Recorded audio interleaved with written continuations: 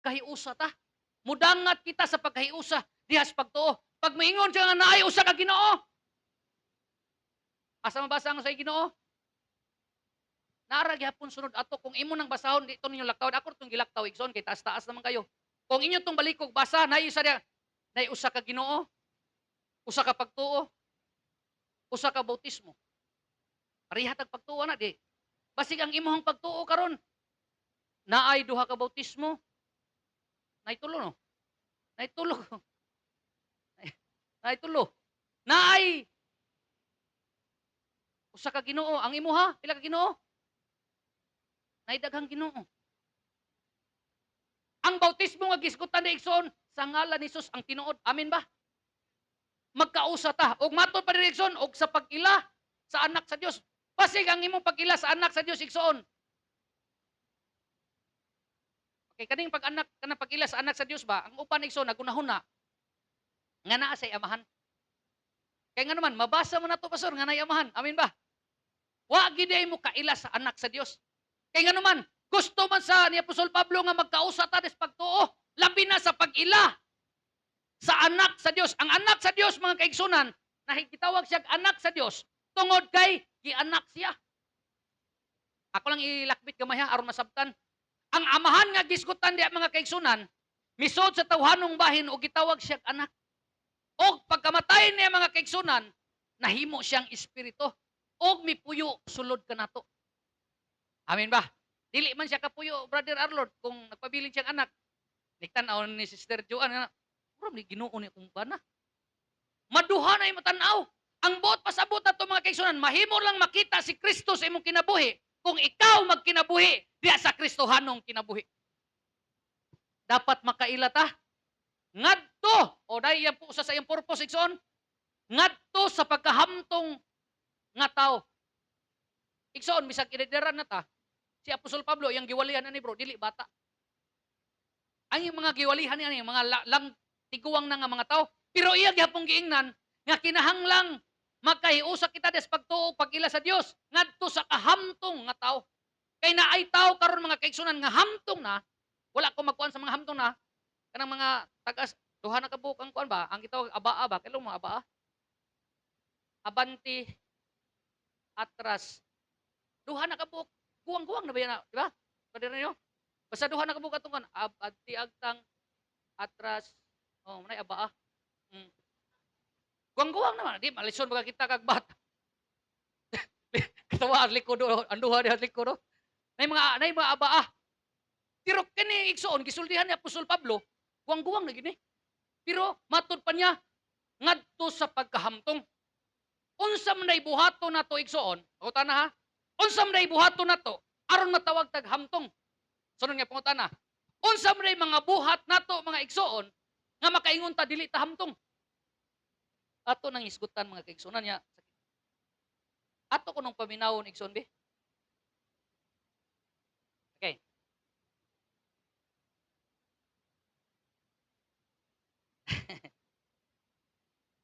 Ang rason mga kaigsunan, okay. Dili ko ta magpabiling bata. Unsay buhaton? We live in unity. Okay? Magkinabuhi ta igsoon diha sa kausa. Now, manay pangutan na direksyon ako sa ning agi-agamay. Pastor, bisan unsaon nako ba? Dili man gyud pwede magkahiusa. Ni? Ano ba? Sabi na, lahi-lahi mo mga panahon. Tino, nagkausa ta sa Ginoo, pero sa dito di mo magka naay mga panahon nga na instances, di ba?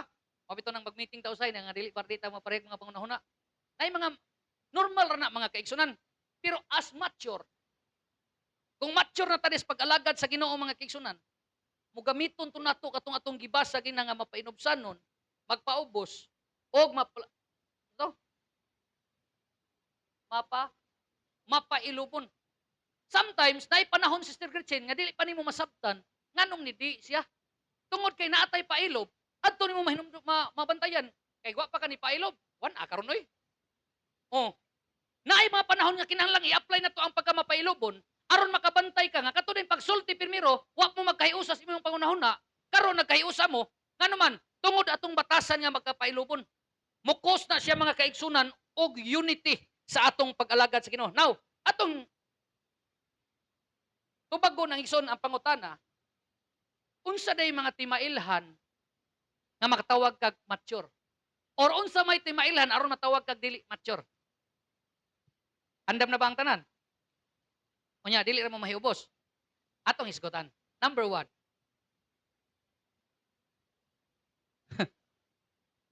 number one, wala, ako na lang ni. Dali ka mahiubos. Usa ka pagpamatuod ay igsoon nga dili pa ka mature sa pag-alagad sa Ginoo, dali kay ka mahiubos. Isa may dali kay mahiubos ini. Kanang ingnon ra ba nga sige magtanaw sa lida yung kay basa-basa Biblia.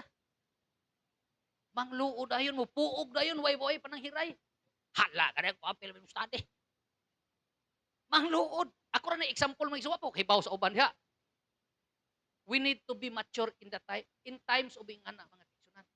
Ngano man, dili gyud ka ka-please sa tanang tawo nga kinahanglan istorya nimo si Sergio na ha.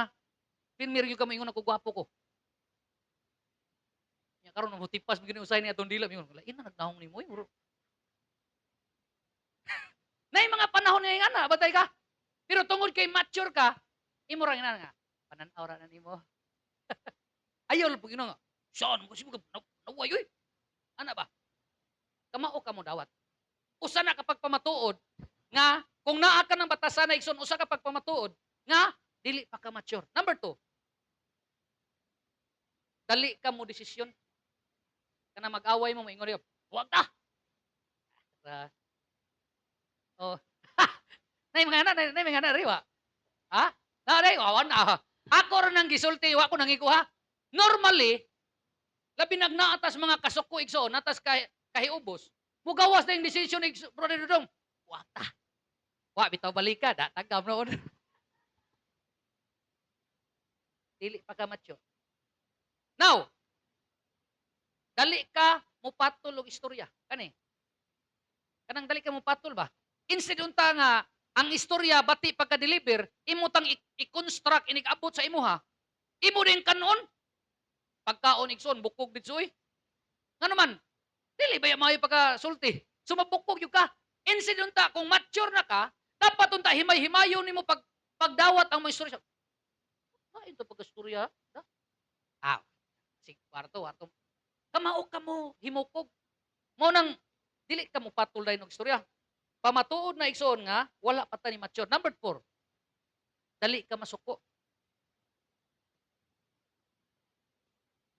Kanang dali masuko mga kaigsunan. Dad, kauban na sa lima hiubos. Tanaw na ko no. Murag duol-duol sino. Pero lahi man ang mahiubos igsoon kay wa man tingog nga gibuhian. Ditso nagpuog.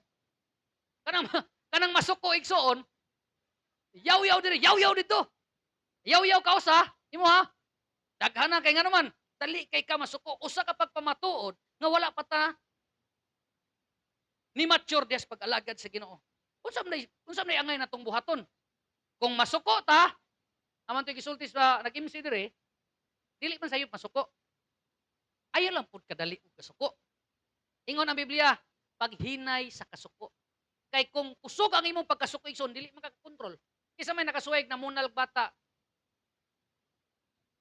Pangutanan nako, nasuko mo wa? Dihan dapita atong hisgutan karon. Kung mamunal tag bata mga kaigsunan, ako mamunal man gyud kog bata, ang nagi ng kasuko. Pero kinahanglang mo overpower ang atong mga pangunahuna. Kay ngano? Bata, 2 anyos, imong bunalan og 2 por 2.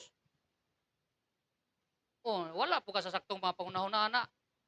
But pasabot mga kaigsunan, kontrolo na to, asa ra kutob ang iyahang kani murag masakitan na siya sa duha ka tudlo. Wala ka tudlo bunal.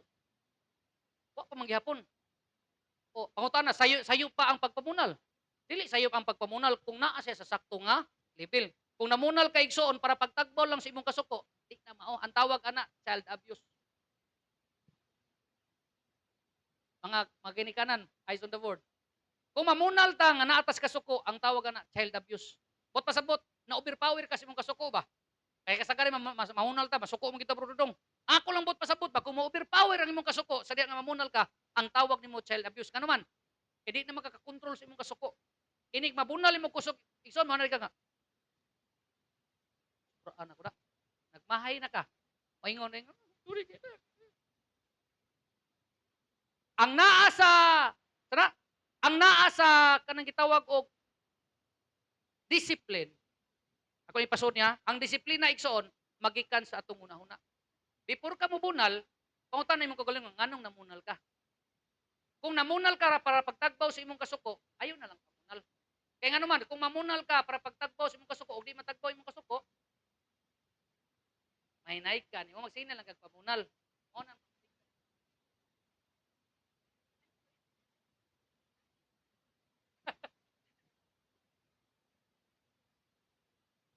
Gitar ba dito no? Ato ra itit ya.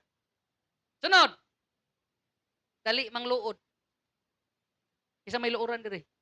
Lahi po nang dali may ubos. Kaning dali mangluod ba? Kanang una na dito kusog kayo dito. Kanang mangluod igsoon. Wa ginay maayo nga paingnan. Amin ba? Mao na nga tudloan na tong atong kaugalingon kung kano sa ata mangluod. Kisa may nakasuway nga nang luod sa pagkalagad diri sige Ginoo. Isa dayon kay trabaho tag kinsa. Kung akong pangutana, awa mang nang luod man kano. Akong pangutana, naabay na ayo nakuha ang imong pangluod. Di sa pangutan na lang mo kaugalingon di kabot sa bayron. Sa nga katong nang luod ka ba? Unsa may nakuha nimo nga oh, wa wa man akong sabto nimo ang pag-alagad sa Ginoo mga kaigsunan, makatawa ka. Ano man, ikaw ro giilan nang luod ko. Ako naman yung nakansi ani. Nakuha nimo ang punto. Kung nahitabo pag tukas Manila karon nagtagalog na ka. Pantay ka. Hindi na ka namin naintindihan. Eh nang luod man lagi. Nya kay ba kang giluoran igsoon, pating kamaya ra istorya. Kung giingnan ra nga, itong pagsimba no, bawa mo kagapanot pras. Bitso Manila, oy.